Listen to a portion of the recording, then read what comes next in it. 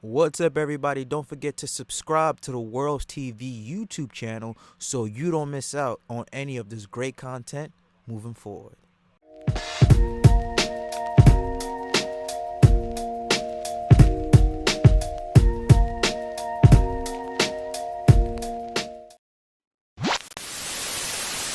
First of all, I hate doing these type of videos.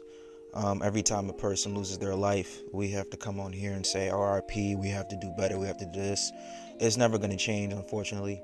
Gun violence and people doing stupidity, taking other people's lives, doing irreversible actions will never, ever change what's going on in today's world. So if you guys don't know, which you should, Takeoff, who was a part of the Migos group, unfortunately tragically passed away earlier this morning. It was around 2:30 a.m. He was tragically shot and killed in Houston, Texas. And according to reports, somebody who was close to the situation, that it was reportedly over a game of dice. Yes, you heard it correctly. Takeoff reportedly passed away because of a game of dice. And he wasn't even involved in the situation. Takeoff's life was taken all because of a game of dice, and he wasn't the one playing. You cannot make this stuff up. I've played dice before. I've played dice with a lot of people. Now I don't play to the level where it gets extremely, competitive and there's a lot of money on the line. But this man passed away because he was playing a game of dice, and he was with Quavo and the entourage. What are we coming to in today's world, where you think it is okay? You feel that your anger, you're losing money, you doing this, you getting punked in front of people, blah blah blah. You a sore loser. For somebody to take your life away over the game of dice, and the man was not even involved in the situation. It's crazy. And like I said, my condolences and prayers and thoughts go out to Takeoff, go out to Quavo, and they even go out to Offset, because, as you know, the Migos group, they were not together. They broke up. Quavo and Takeoff decided to form their own two little dynamic duo, while Offset decided to go solo. It was reported that they unfollowed each other off Instagram. So Quavo and Takeoff were cool. Offset was doing his own thing. But now it's like, damn, imagine how Offset is feeling. Now, again, I don't know if from the outside looking in, they weren't on speaking terms. But imagine how Offset is feeling. That, you weren't on speaking terms with your brother, with your nephew. One of them are like related or like nephews or something like that. But somebody that you are close to, that you grow up with, that you view as a close brother, cousin, whatever. That's family. I got the same blood. Knowing that you never had a chance to possibly make things right. Whatever the situation was going on behind closed doors, that's between them. But knowing that you never had the chance to make it right. And the next time you're going to see that individual is in a coffin. It's sad. It really is sad. And as I said, my thoughts and prayers and condolences go out to Takeoff, to Quavo, to Offset, to the rest of the Migos. They just lost a brother, somebody lost a son, somebody lost a cousin, somebody lost a nephew, man. It's just so tragic.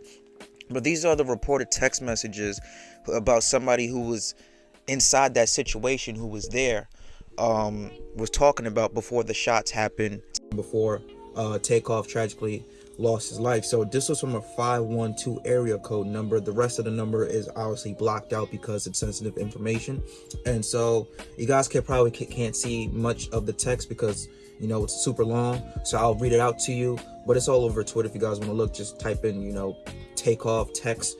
Twitter's everything.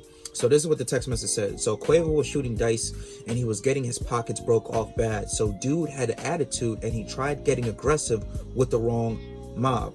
Ties, N-word.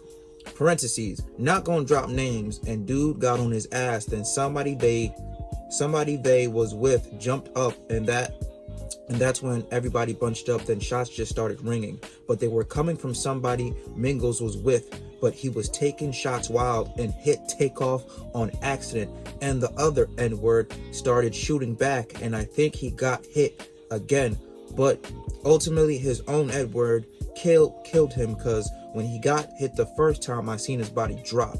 Quavo was plexed up over some small shit. It wasn't really worth it. Takeoff was the coolest, quietest N-word in the room the whole time. Continue reading. He wasn't saying a word, just chilling the cut. He didn't even know what was going on. He just jumped up and got shot out of nowhere. Houston for sure about to be a no-fly zone, because mob's supposed to be protecting these artists. And another tweet here. This is a picture where it looks like that is Takeoff and Quavo. I believe that's Quavo in the red, and then Takeoff somewhere in that picture, and this was moments before it happened. So, you know, it's just a crazy situation. Again, tragic, unfortunate situation. But that's what I told you. Like, you mean to tell me Quavo wasn't even involved in the situation? He was chilling. If you know, not Quavo, excuse me, Takeoff.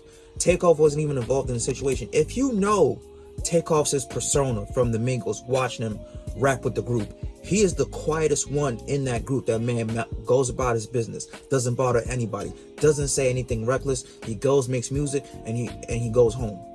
He doesn't do anything. And the fact that the quietest one in that room, according to that text message, was the first one to get shot and killed does not sit right with me.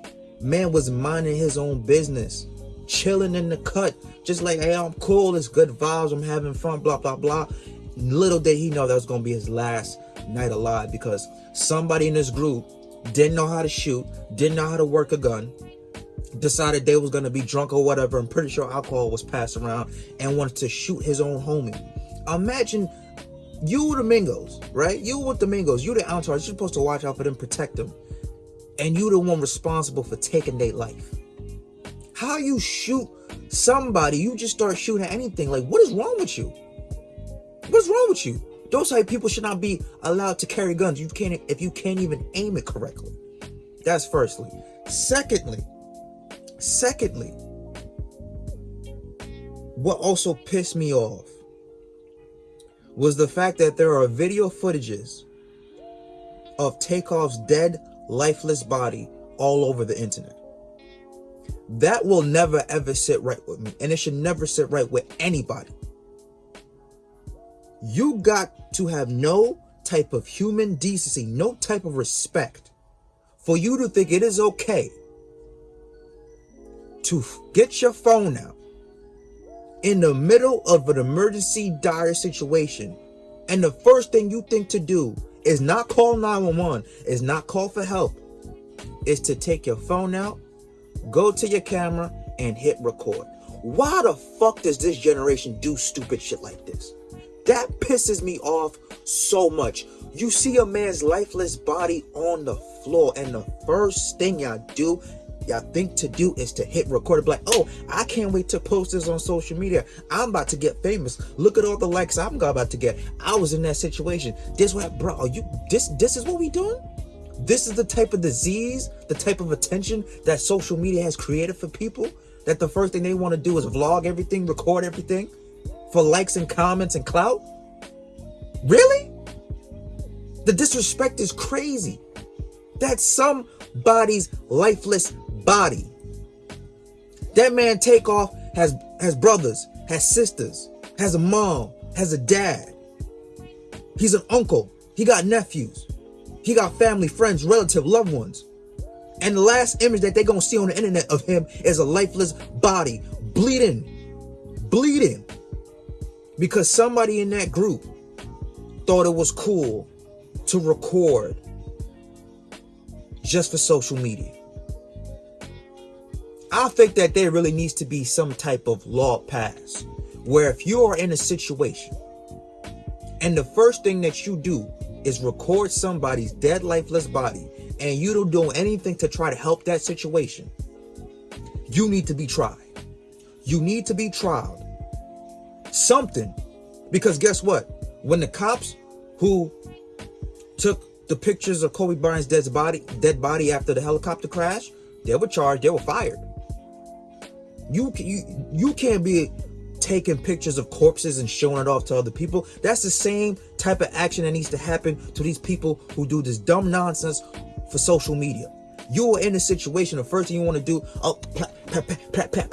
record. Oh my God, look what's happening. Bro, help that man out. Help her out. Help the person out.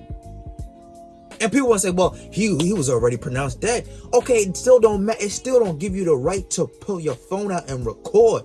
Do something. Learn something, bro. Help that person out. If you see, same thing with the PNB Rock situation. Who in the hell thought that was okay to post that on social media? That man got family.